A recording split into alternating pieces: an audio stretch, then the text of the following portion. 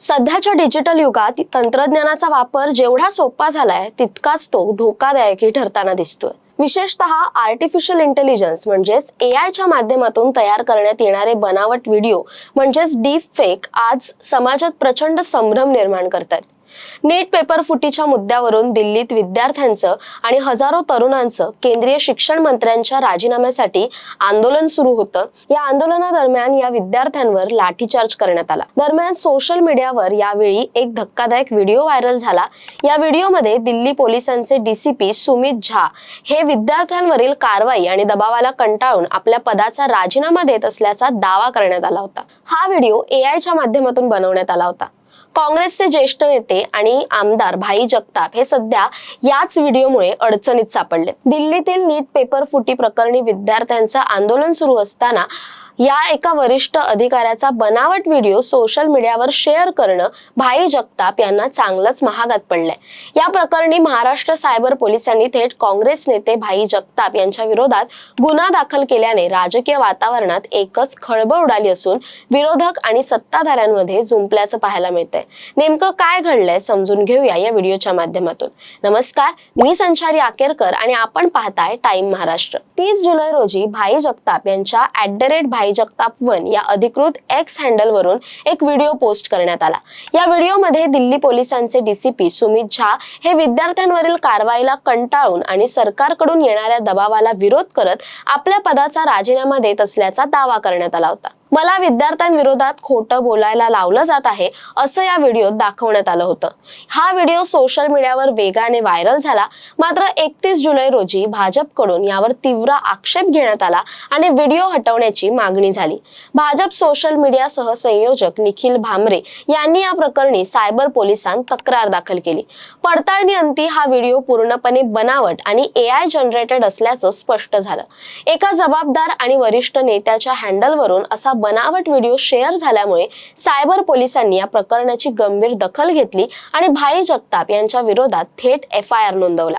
Maharashtra सायबरच्या nodal cyber police ठाण्यात FIR क्रमांक 0063/2026 अंतर्गत हा गुन्हा दाखल करण्यात आलाय।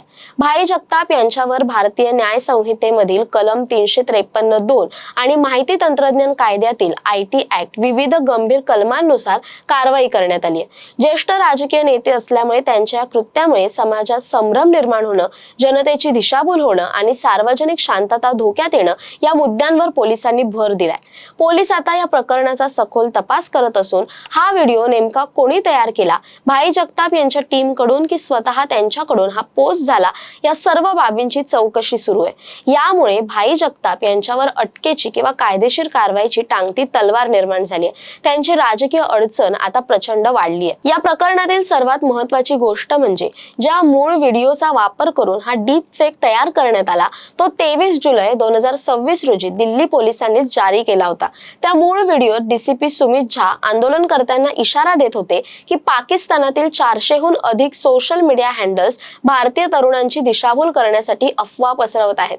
दुर्दैवाने याच व्हिडिओतील आवाज आणि चेहरा AI तंत्रज्ञानाच्या सहाय्याने बदलून तो राजीनाम्याचा व्हिडिओ असल्याचा बनाव रचण्यात आला। हाइव मॉडरेशन या टूल नुसार यात 94% जास्त AI व्हॉइस वापरल्याचं सिद्ध झालंय। खोटा किंवा डीपफेक AI व्हिडिओ तयार करणं हा जसा गुन्हा आहे तसाच तो सोशल मीडियावर शेअर करणं हा देखील अत्यंत गंभीर आणि दखलपात्र गुन्हा आहे। भारतीय कायद्यानुसार अशा कृत्यांसाठी कडक शिक्षेची तरतूद आहे। IT कायद्यातील कलम 66C अंतर्गत दुसऱ्याची ओळख चोरणे, कलम 66D अंतर्गत भुलवून किंवा बनावट ओळख दाखवून फसवणूक करणे, कलम 66E अंतर्गत गोपनीयतेचे उल्लंघन करणे आणि कलम 67A अंतर्गत आक्षेपार्ह सामग्री प्रसारित करण्यावर बंदी आहे। तसंच भारतीय न्याय संहिता 2023 मधील कलम 353 अंतर्गत समाजात भीती, अफवा किंवा गोंधळ निर्माण करणारी खोटी माहिती पसरवल्यास कठोर दंडात्मक कारवाई होऊ शकते। याशिवाय संघटित सायबर गुन्ह्यांसाठी कलम 111 लागू केलं जाऊ शकतं। इलेक्ट्रॉनिक्स आणि माहिती तंत्रज्ञान मंत्रालयाने फेब्रुवारी 2026 मध्ये IT नियमांमध्ये महत्त्वपूर्ण बदल करून सिंथेटिकली जनरेटेड इन्फॉर्मेशनची स्पष्ट व्याख्या केली आहे। या नवीन नियमात नियमानुसार सोशल मीडिया प्लॅटफॉर्म्सना कोणताही AI जनरेटेड किंवा डीप फेक व्हिडिओ असल्यास त्यावर स्पष्ट AI लेबल लावणं बंधनकारक आहे. तसेच बेकायदेशीर सामग्री तातडीने हटवणं आणि वापरकर्त्यांना कायद्याचे उल्लंघन झाल्यास होणाऱ्या गंभीर परिणामांची पूर्वकल्पना देणं प्लॅटफॉर्मसाठी अनिवार्य करण्यात आलंय. भाई जगताप यांच्यासारख्या बड्या नेत्यावर झालेली ही कारवाई ही सोशल मीडिया वापरणाऱ्या प्रत्येक व्यक्तीसाठी आणि राजकीय नेत्यांसाठी मोठा धडा मानली जाते.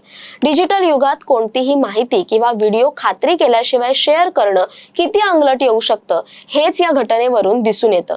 आता या कायदेशीर अडचणीतून काँग्रेस नेते भाई जगताप कसे बाहेर पडतात आणि सायबर पोलीस या तपासात पुढे काय कारवाई करतात याकडे सर्वांचं लक्ष लागलंय. दरम्यान या प्रकरणाबद्दल आपलं काय मत आहे कमेंट करून नक्की कळवा. तसेच अशा नवनवीन व्हिडिओसाठी टाइम महाराष्ट्रला सबस्क्राईब करा. धन्यवाद.